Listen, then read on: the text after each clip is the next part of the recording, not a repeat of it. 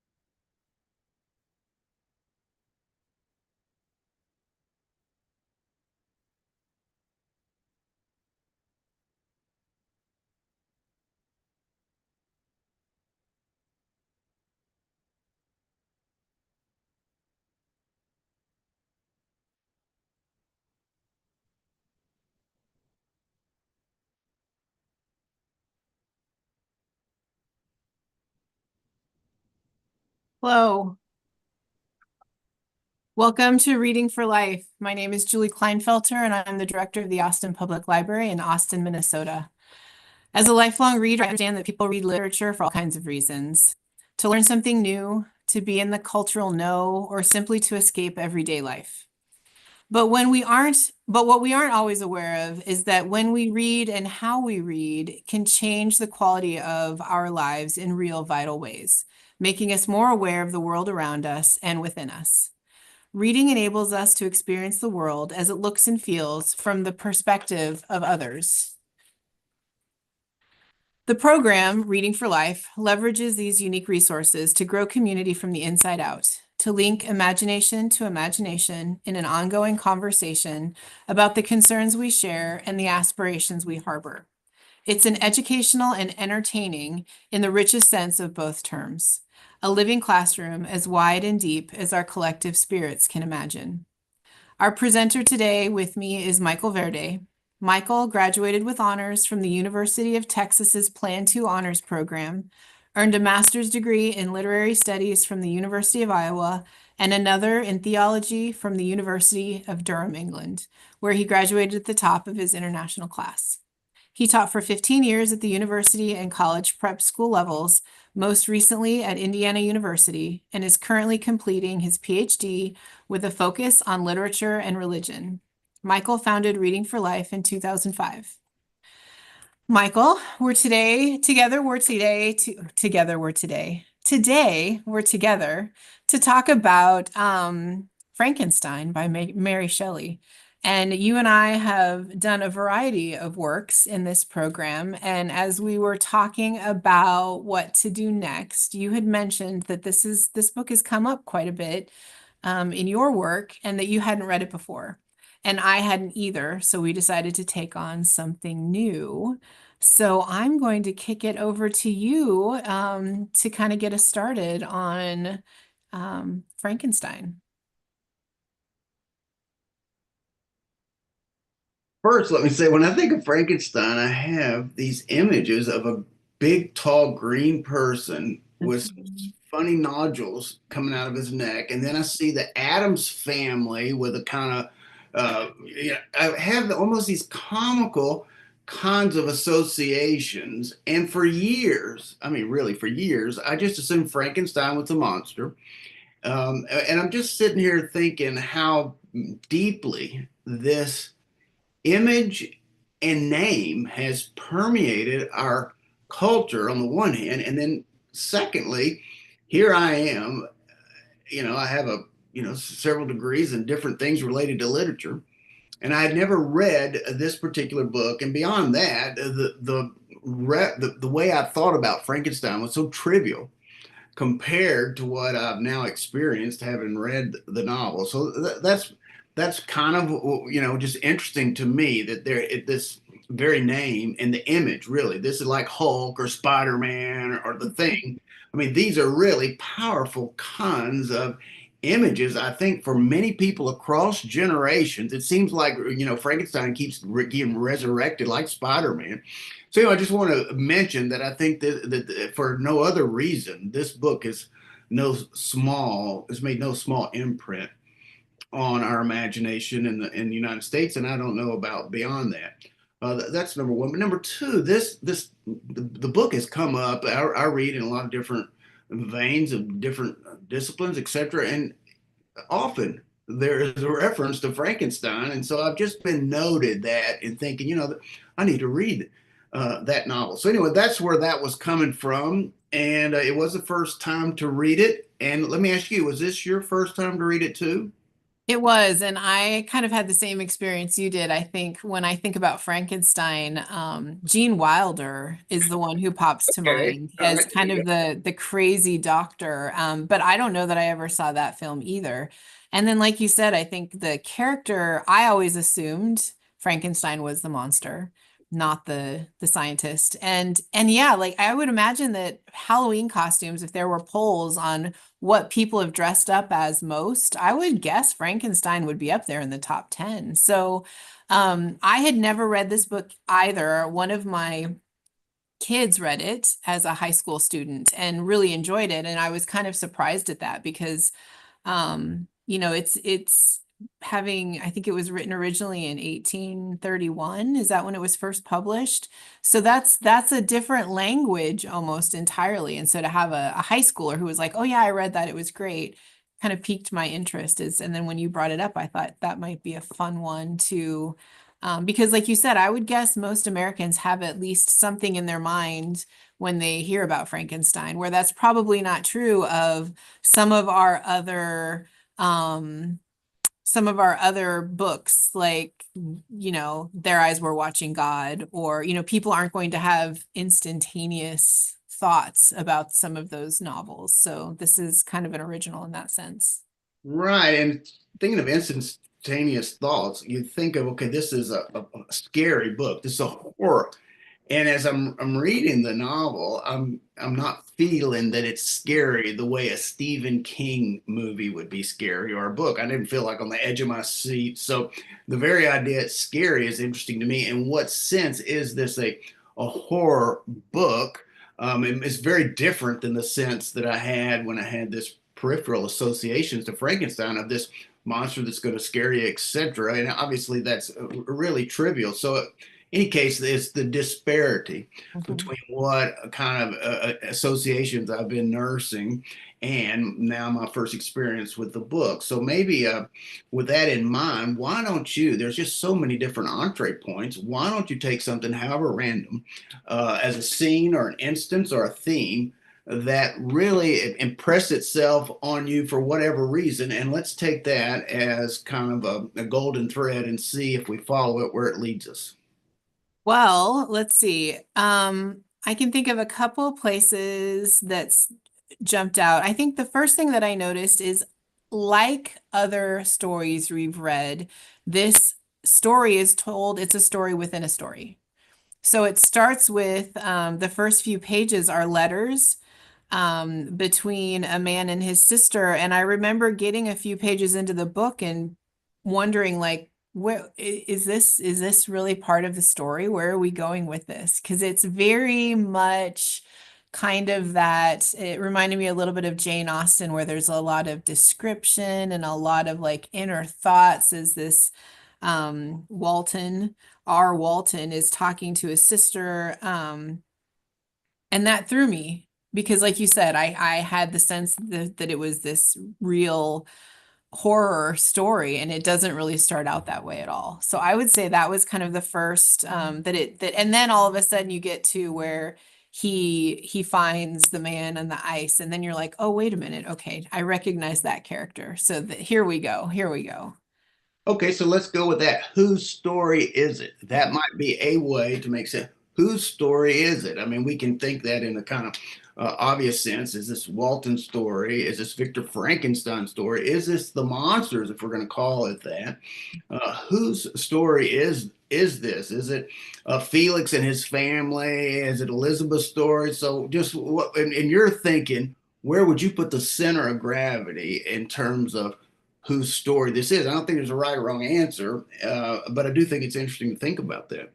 Well, I think I think it's Victor.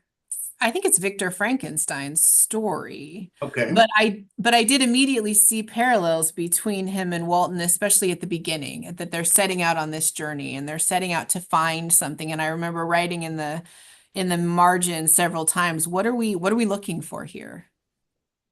Now that's a fan. Okay, that's good. Whose story is it, and what are we looking for? These are kind of essential kind of questions because we can imagine these are questions you could ask about any number of things. So, for instance, if we're imagining, is this a is this a story of Mary Shelley? In which case, this is a woman's perspective in the 19th century with all those kinds of, let's just say, cultural mores, norms. We can think of a kind of a patriarchal, potentially universe. So is this marriage? So in other words, that's a larger kind of question, and we could apply that even now in people's lives. Who's telling whose story? Who owns the story? Who's the author of the story? So that I think is really something we want to keep an eye on. And then, secondly, what was the second question? Because it was a good one. What's the whoever's telling the story, what are they looking for? Yeah, okay, that's it. What are we looking for? The subtitle is A Tale of Prometheus, or it's the subtitle suggests that there is a quest. I think we'd agree that the quest is partly to have the authority over life. Speaking of whose story is it? You know, Victor Frankenstein's aspiration engendered really by reading and his imagination that was stimulated by these books on what his professor thought of as we would think of as new agey or kooky sort of science in a sense. Okay.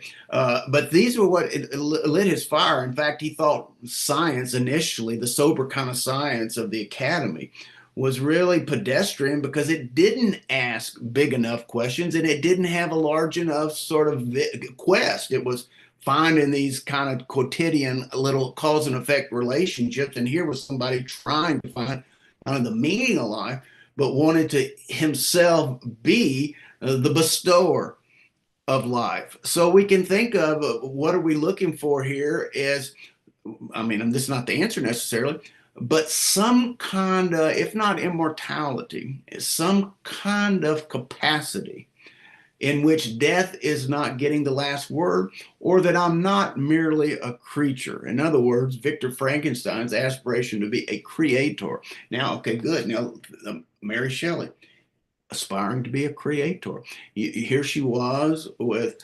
her husband, a famous, towering intellect and imagination of his time. There's Byron. And when this novel or this story was motivated by three people sitting around, well, there four, the couples here, and saying, let's come up with a horror story, which is kind of a genre they want to play around with. In any case, what is the creator, in this case, Mary Shelley? What is she looking for? What is any artist looking for? I think these are great questions. Why do we take language and say, listen, we're not going to try to just reproduce the world that's out there. In other words, this is not a work of a factual book. This is a nonfiction book. This is a work of fiction. What are we looking for when we write fiction? What are we looking for when we write a poem? Is there some kind of similarity between what the poet is looking for as a creator and what you can imagine a scientist or someone within technology? What are they looking for? Similar things? Are they looking for the same thing with different mediums? And I think this is a kind of great question to ask right now at a national level. What in America with AI, for instance, what are we looking for? I think this is a good connection. Yeah. Are you okay? Yes. Yeah. What are you looking for? I was checking to make sure that our connection was okay. Oh, fantastic. Okay, so we can raise that question right now Yeah. with artificial intelligence Yes. and with an incredible amount of resources, financial, etc., that are converging on this new technology that has been equated with fire. Not even just normal technology. The discovery of AI has been associated with a new epoch in human consciousness. What are we looking for with this artificial intelligence? So I think these are the reasons why this novel doesn't leave our span of concern, because these are the kinds of questions that I don't think we ever could outgrow. Perhaps part of being human is to ask these kinds of things. Whose story is it? And what are we doing here? Yeah. What are we trying to accomplish? Yeah, that's interesting. I think that's a really interesting connection as to why maybe this story is coming up again currently, is that connection to AI and creating life, and what does that life look like? And then, if you, I thought that was one of the other things that really caught me with the story, is that Victor creates this being and immediately abandons it immediately. Mm. Like, and again, because I only had visions from movies that I've seen a long time, I thought there was much more interaction, and there really isn't between Victor and the monster. He creates him and he abandons him immediately. And the reason that he does, it makes me think of something that's throughout the novel, is Yeah. really that it was something unattractive. There's something Mhm. hideous. And again, this novel makes a distinction between beautiful people. And these are invariably blonde, and they invariably, often it seemed to me, had blue eyes. Mhm. And they were contrasted with people who were dark. And these were noble people versus peasant people. So, in terms of what is attracted or valued, the fact that this monster didn't live up to some kind of standards of beauty at a minimum, or at least it was deformed. Mhm. And what causes our repulsion to Mhm. things that are deformed? That's a question. And another question is, how is it that we make distinctions about people based on these kinds of appearances? I don't think we could turn say that this is peripheral. The response of the villagers, the response of this creature was invariably to think of it as a source of danger and to reject it because of its appearance. Yeah. Well, and the way it really caught me too, the way that Mary Shelley uses the monster is so disfigured, but his words are beautiful. Like the way he speaks is very beautiful, and that contrast between, and how he realizes that with the family when he's hidden in the walls, that he knows that no matter that he's learned the language and he's even taught himself to read, and how amazing that is on the one hand, that they can't see past, the only one who sees past that is the blind man. Oh, fantastic. Yeah, okay, so that's a great connection there.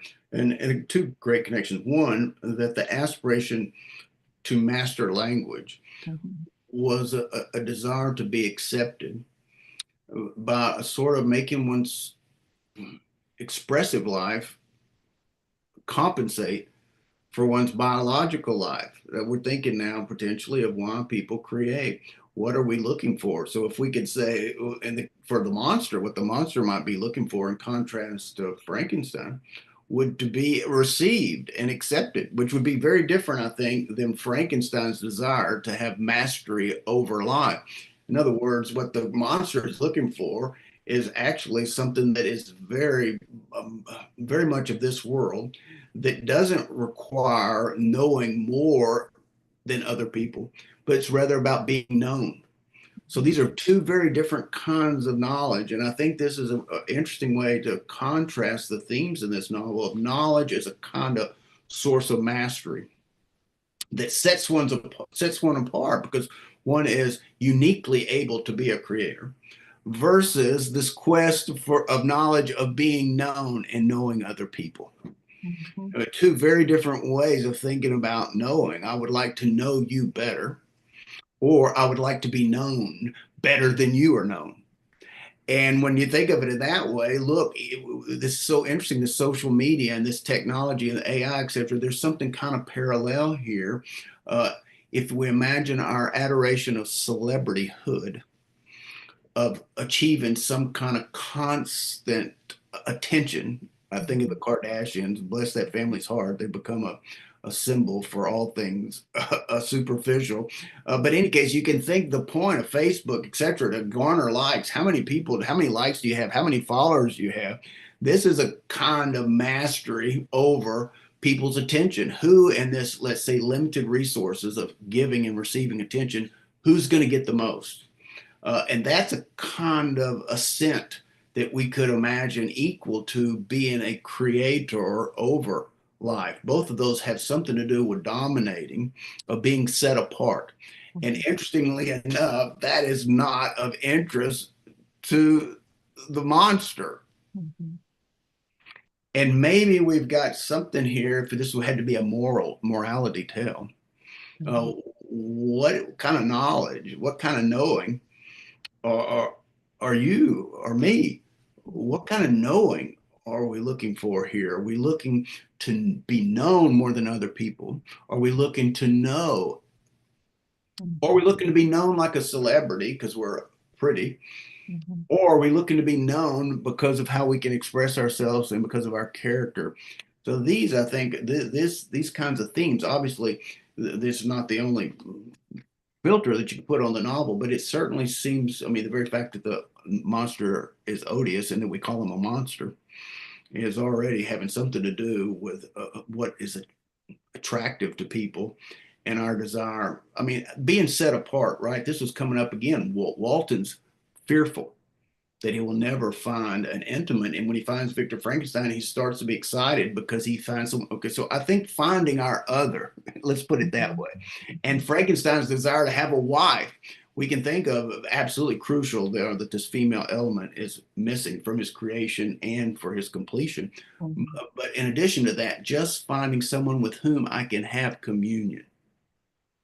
In other words, going back to Aristophanes' story in the Plato Symposium, when each of these celebrated thinkers of Greece were going to give a what is love? That was their challenge. Just like Mary Shelley was saying, let's four of us write a horror story. That was Byron, her husband Percy Shelley, and Byron's uh, who his wife is, whose name I can't remember, but that they came up with around the fireside. Let's create this, and Mary Shelley couldn't do it for the longest time. And this is kind of, anyways. So I'm suggesting that these challenges to tell a story. One of these challenges for Aristophanes had to do with, well, we want to find our other. We were once two people attached, and the gods were threatened, so they separated us through it. Okay, so then we spend our rest of our life trying to find our other. That seems like a big theme here of what completes me Mhm. and how that can be contrasted with I want to be the creator over life. Because the second aspiration necessarily makes me apart from other people. I have this knowledge others don't. Mhm. Secondly, I'm dissevered from my creation because I'm the creator and this is the creation. So there is an asymmetry. So maybe that's one way we can think about it. When we think about our own sort of life quest, are we looking for a kind of asymmetry that puts us above people? Or Mhm. are we looking for a kind of communion in which these ego boundaries, certainly this positioning, ceases to be the scoreboard for success? Does that kind of fit in, I think, in a way with how Victor is constantly going away. Like he's constantly going off. He's leaving his family behind. He's going into isolation, whether it's when he goes and like isolates himself in the house or whether he goes off into nature. So often he goes off and isolates himself. So he seems to want the connection, but when people get things get he gets too close or stuff starts happening, his instinct is then to go off and hide in nature and run away. Fantastic. I wonder how many people are in therapy uh, because of this reflex, number one. Sure. Quickly, this is our 12th novel, I believe, in Reading for Life. And as you're saying, isolation, other novels that we read are coming to my mind. The Left Hand of Darkness, Winter being the entire planet. Catcher in the Rye begins with uh, Holden saying, I'm frozen. Mhm. So anyway, this idea of isolation, first of all, you can hear it, ice, and of being set apart. So I just think we could just tease that out as a kind of, it seems to be a perennial human concern of whether, on the one hand, I want to be set apart. On the other hand, I want to belong. And we can imagine that we each have both of these kinds of inclinations simultaneously. I mean, I want to get close to people, but the closer I get to people, the more I could disappear as just word of the mass, or the more someone could take advantage of me, or etc. And yet I can't live without, this reminds me of a lot of country and Western songs. But in any case, you could imagine these two impulses being there at the same time. And depending on how people sort of work through these, you could imagine being reconciled or you could imagine not being reconciled. It seems to me that it was never reconciled for Victor Frankenstein. It doesn't seem to me that will be for Walton. Or is it a question mark that Walton will be reconciled, or is this for the readers? In other words, here you go, reader. What's your big aspiration to set yourself apart? And do you want to spend a lifetime pursuing this? Think of Moby Dick, for instance, of Ahab. Are you going to spend your life? I don't want to, I don't really know Elon Musk or any of these people like Jeff Bezos that are getting on rocket ships and trying to do something in outer space. That does seem a kind of archetypal, maybe not always male, but it seems to be sort of a very male inclination that I'm going to be a master of the universe. Think of Willie Loman now. He's going to get to the top, and yet he's in many ways alienated from Linda. Mhm. I mean, and alienated from his boys. So that seems to be a kind of another theme here moving throughout the books that we've read of this. Think how Song of Solomon starts with someone on the top of a roof about to jump off. Uh, okay, there and then it ends with Milkman leaping, but into Guitar's arms, unlike the first character who leaps from the building and commits suicide.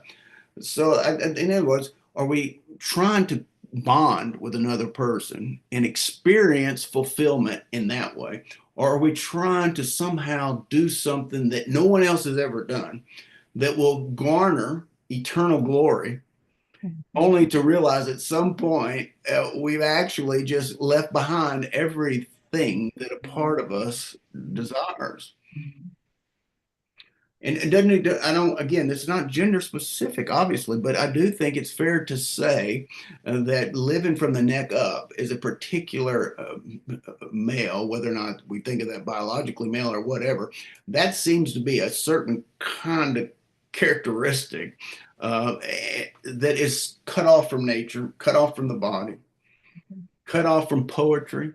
I mean, how many men say, I only read nonfiction, as if only, if you read fiction, you were, this is the kind of, and is this not America in a big way now?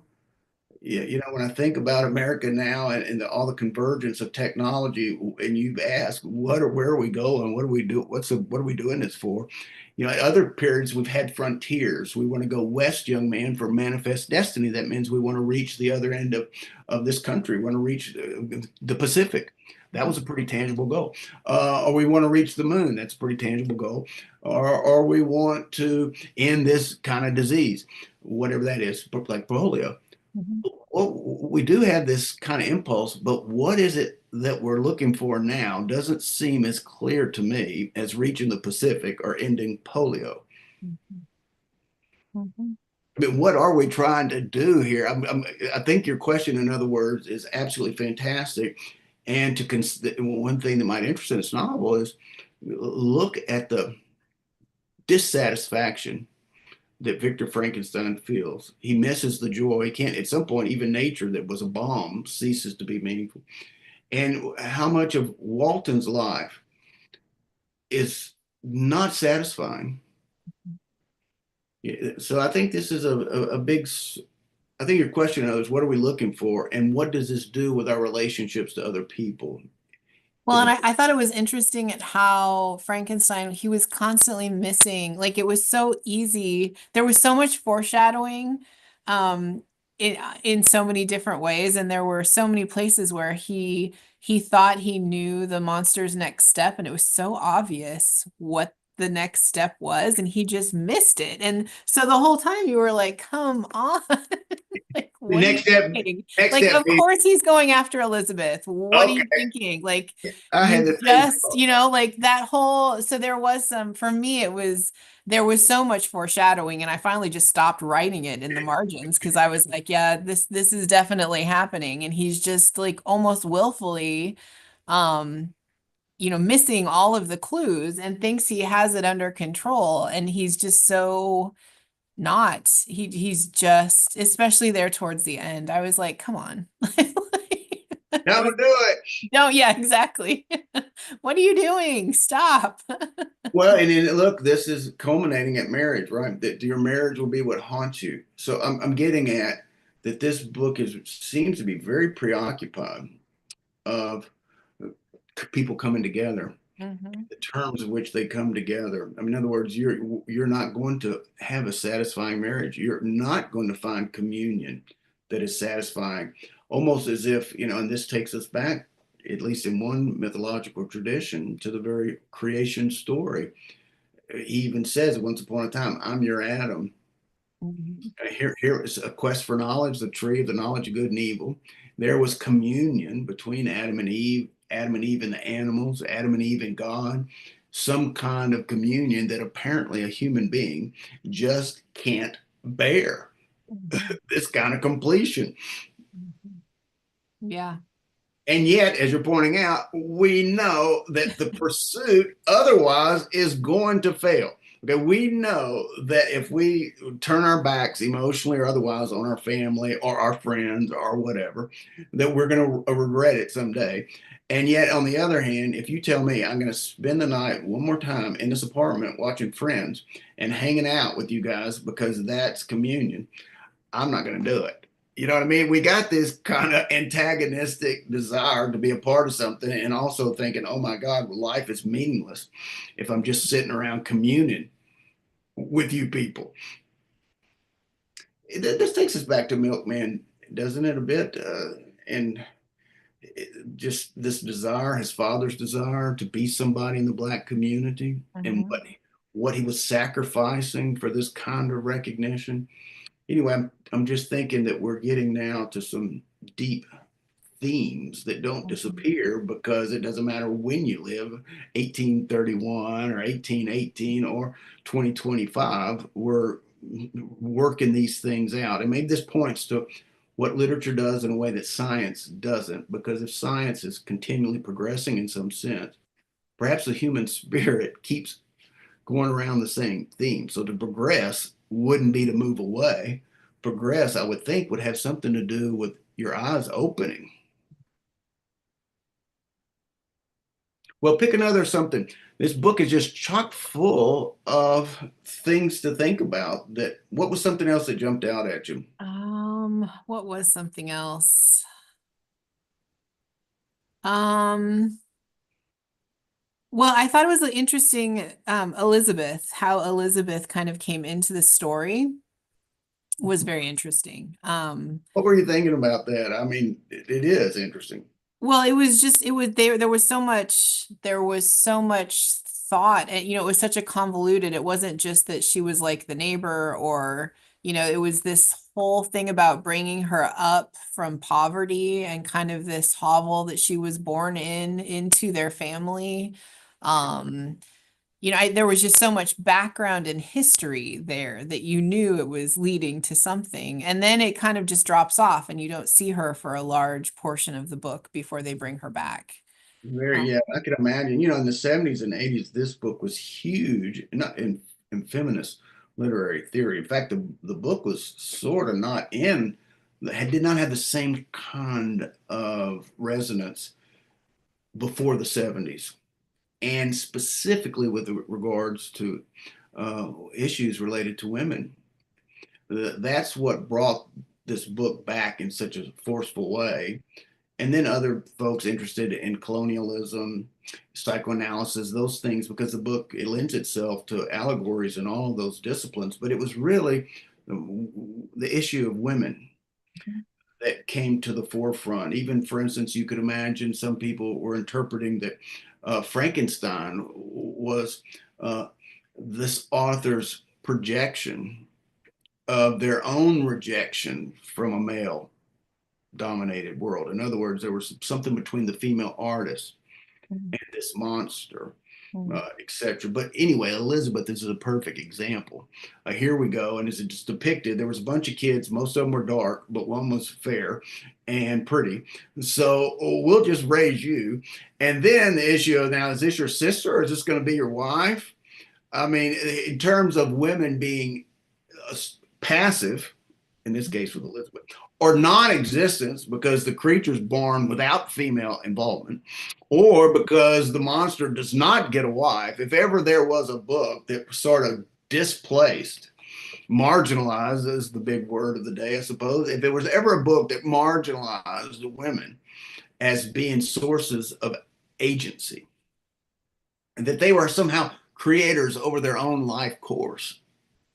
In this book, they're not, Not at and all. yeah, not at all. There you go. And this is what feminist scholars, you don't have to be a feminist scholar to notice. Look, if this is how you live in this society, wouldn't you start to feel like this strange, disfigured, unacceptable? And then what's the consequence to a society that relates to itself in that kind of way? Then it's the morality tale of, okay, all you guys gonna go to Mars or whatever you're doing with those spaceships, dude, you're going to be a miserable wreck your whole life. Okay. Yeah. Yeah, so then it kind of comes down to the question, is the horror story that he created the monster, or is the horror story more kind of the story of Elizabeth and how she's treated and the outcome and how much she's marginalized and put to the side? Again, coming from it's a female author who's writing the story, like where is the real horror in the story? Is it the creation of the monster, or is it you know, how Elizabeth's story and that piece of it? I think that's super interesting. And if we think that for the longest time, Mary Shelley struggled to be the one that could come up with a horror story, so that it was almost like a running joke between these two couples because she was, writer's block. Mhm, It makes you think if at some point she said, you know what, I'm not going to tell a predictable kind of horror story. mhm, And maybe even she doesn't consciously do this, but the imagination does. mhm, Do you know what's horror? What's a horror in this society? And then all of a sudden, as you say, rendering that in symbols for the mhm. real horror that we have to not talk out loud about, or that we as a society are collectively denying.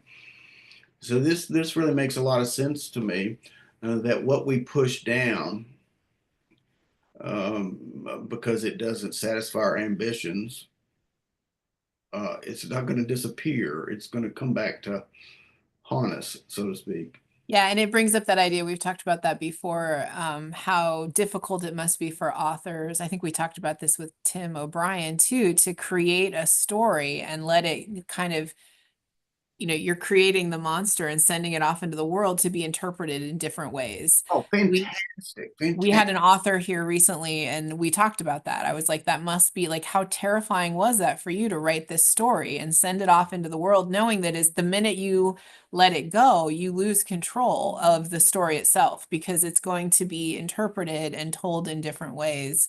Um, I think that's fantastically interesting of thinking about this creature as someone's artifact mhm, sent out into a world of villagers.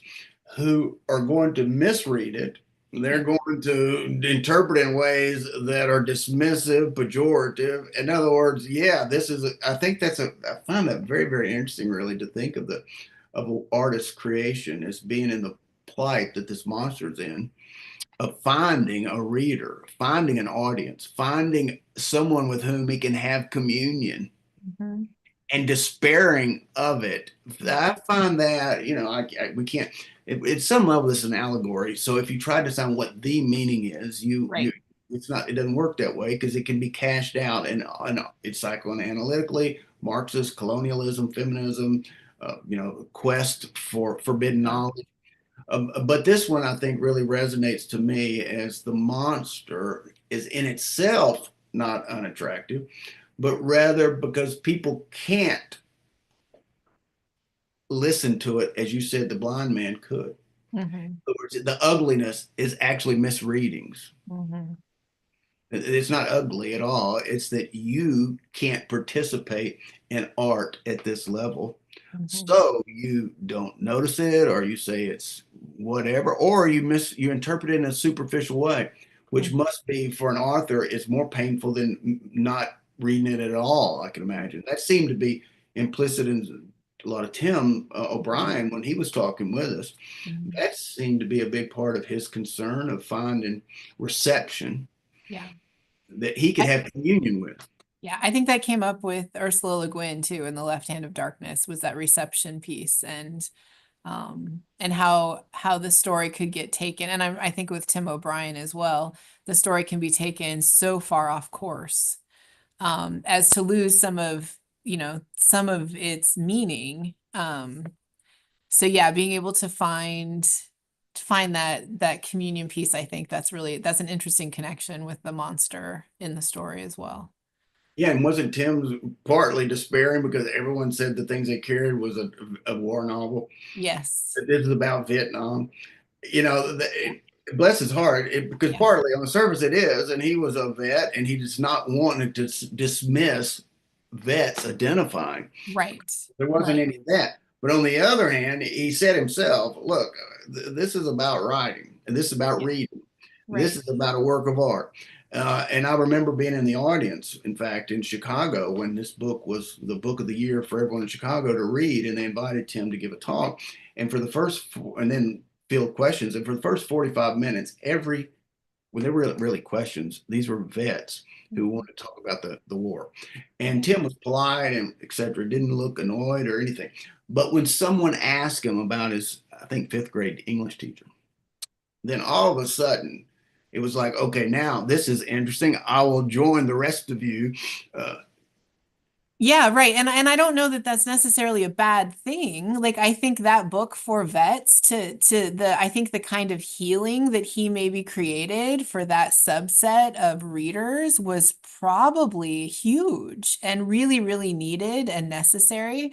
But it is interesting that at least for the author, it was a byproduct potentially of what he was really trying to do. And I think again, we've talked about that that's what happens as an author. You create something and it can go all these different ways, and what you intended it to be can be very different from, and that's not always necessarily a bad thing. It's just the different ways that those things are interpreted. And I would imagine like for those vets in that audience, it was huge, and could have been potentially life-changing and life-saving even for them. But yeah, that for him it was about reading and the words and the creation piece. And that for him was probably helped him get through. That was his therapy. I think we talked about that too, that for him the creation of the work itself was what helped him process. yeah. Um, Okay, so that's great. It relates even to the theme that when you experience something like war, if you think there's meaning, you haven't been to war. And I Mhm. mean, that's direct in the story, and we can really analogously we're talking about the monster not having a name Mhm. and the monster not being receivable. In other words, it's not attractive in the way that Elizabeth is. Mhm. Okay, so if you create a great work of art, it's not going to be attractive like Elizabeth is. Okay, Flannery O'Connor said there's plenty of money to be had writing if you only learn to write poorly enough. Mhm. This was not what she was saying is what people like is often just palaver. Okay, it's an echo of these platitudes, these awards are just you're giving people their platitudes and they like to look at it. Okay, so if you risk actual creation, you are going to be isolated from the commons because otherwise we're not advancing consciousness at all. If you're simply writing something that reflects where people are, well, okay, and that's what Flannery O'Connor is saying. That's how you make money. You just give people back a reflection of their image that's flattering, and they'll go for it. But if you try to do art, and she even said, my morality as a Catholic is second. I'm not writing Catholic stories. I'm creating works of art. And this, I don't know that people really are prepared to say that art can take us outside of what we want to say is acceptable right now. And yet, I don't think any artist who aspires to write at all is really looking forward to staying within the circumference. Mhm. What's acceptable, what is beautiful, etc. So maybe this is it, partly if you aspire to be a real writer, your offspring that won't involve a woman necessarily, in other words, it won't be a biological birth. Your child, this book, is going to be misunderstood. Now, if you want it to be loved, then you're just going to have to give these people what they want, and you will not succeed in your creation. This all resonates a lot to me, particularly since Tim's comments as an artist. We're talking about Tim because he appeared in one of these conversations with us in real time.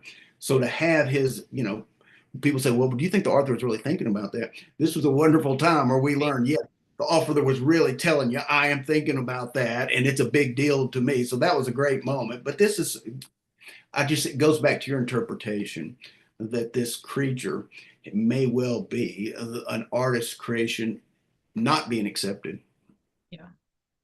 And then that makes the creature wanting to learn language to be accepted all the more interesting.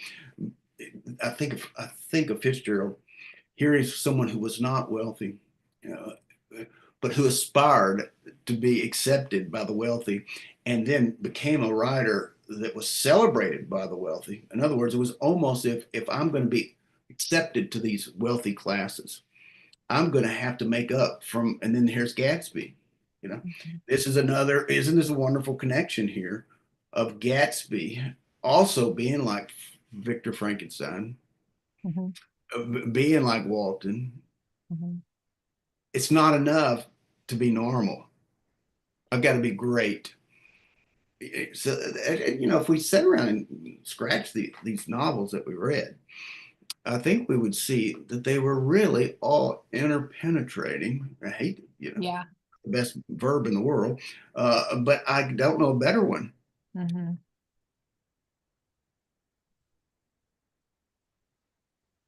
Yeah, it is. I do see that we've had a lot of similar themes throughout our conversations of the different books. Speaking of that, I think maybe we're moving to a climax here. One that I think we've come back to again and again is that the body can't be rejected for eternity. In other words, that whatever heaven is, Jane Eyre, whatever we think of as the consummate fulfillment of human existence, Mhm. cannot deny the body. And this would go right to the heart of this novel that the natural world, everything that was positive in this novel in terms of that was defying nullity and death was the natural world. The description here, here you have this story going on where this creature's trying to track you down and it's killing all your friends and it's going to kill your wife. But in the background, there's a description of a mountain and it's a Right. lake. Okay, so all right, so what's going on there is this natural world. We can associate that with the body, the human nature and physical nature. If you think you're going to reach heaven, if we just put this in simplistic terms, if you think you're going to have to die here on earth, and the way you're going to do it is by not doing bad things with your body. I just grew up in a context where this is the purpose of life apparently was not to have sex. And then if you didn't do that or dance or drink, someday when you died, you'd be in heaven and then it would be wonderful. This at one level is a relentless rejection of our embodied existence. I mean, I don't know whether kids should have sex or not, but to turn the entire sort of quest to be in heaven around not doing things with your body. Um, so you know, this will be a common feature that for these artists, eternity didn't happen because you rejected the body. And the eternity had something to do with the body finding its place with other bodies. That whatever eternity was, every single novel, right? Milkman Dead jumping to guitar, with Jane in Rochester. Mhm. Every one of these moments that were you could think of as the climax that was a fulfillment Mhm. involved two bodies coming together in a way that wasn't asymmetrical. It really was a kind of intimacy that was contrasted with an ideology that said success, like Willy Loman, was when you reach the top, but you have to reject all of these things to get to the top.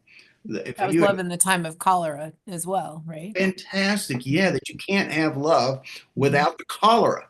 And Mhm. wasn't that Urbino, Dr. Urbino? He was eliminating all diseases, but never expressed to his wife, Florentina, that he loved her. Right. Absolutely perfect connection. Yeah. So that would be my, if you had to say, reading for life, what was your big theme here? I would say it was something about whatever we mean by eternity and whatever we mean by our most corporeal. Because remember, in uh, the things they carried, excrement was a big theme. Okay. Like you can't say the S word, obviously, but excrement was not a peripheral theme. And Mhm. love in a time of cholera, I'm connecting the cholera.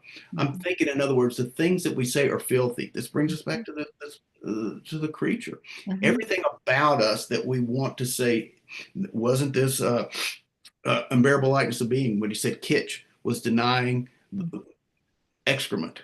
Mhm. So this is back basically saying if you want the highest achievement, you can't leave behind every uh, physical, natural, biological element of your existence, including those things that you think of are impure, because that is part of the life cycle. If you were to cut out excrement, you would be dead, just like if you cut out oxygen. So that's, I would think, would be my guess that we can't get there by leaving our body behind. Mhm. So whose story is it? I would say this is the body story. If you're, I'm sick talking about literature. Mhm. Whose story is this literature? This is literature. I'm just talking out loud here. Mhm. This is the body trying to get a word in edgewise to the neck up in a world in which people are disavowing what's beneath the neck as if that was a sin and as if we were going to not die by getting rid of all of those impurities. Literature would be the body. And this really is imagination, right? The imagination is intelligent, but it's not intelligent like the intellect if you think about abstract reason. Imagination is intelligence, but it's intelligence that includes the body. So that's would be my pick. If what is literature up to here? Literature is our body tapping us on the shoulder, saying, here I am. This is you too. Wherever you think you're going, you're not going to get there without me. Or if you get there without me, you'll wish you didn't. Yeah. Wonderful. Well, Thank listen, you. thank you, Julie. I just want to say to the library, the Austin, Minnesota Library, to make a space for this kind of conversation. You know, this is not your typical news sort of entertainment, etc. But I do think it's cutting to the heart of where we are. In other words, it could be these conversations that make us both most alive to AI, Mhm. political, gender issues, trans issues. All these things are permeating what we're talking about here, and they are in the forefront, but you wouldn't see them handled this way in the newspaper or on social media. So I do think there's a space for this kind of conversation. If there's ever going to be a reconciliation between these things we're rejecting, if we're ever going to have a community, if we don't allow a space like this for conversation, what is the chances that we would ever have this community? I would say it would be zero. So I appreciate the library for saying, hey, you know what? I don't know if 90,000 people rush to talk about a book, but the truth of the matter is, if we're ever going to be a country that has community, we have to have spaces where people can come together and talk in a way that doesn't reduce to sound bites. And I want to thank KSMQ for hosting that kind of conversation. This speaks something to Austin, Minnesota. This is a place where people are actually talking about things in a brave way on which community depends. So I just want to shout out to the library, to KSMQ for the opportunity to participate in this conversation. Great, thank you. And thank you very much for working with us on this. And we look forward to wrapping up this conversation with Frankenstein in a podcast that will be coming soon. So thank you so much, Michael. Thank you, Julie. And live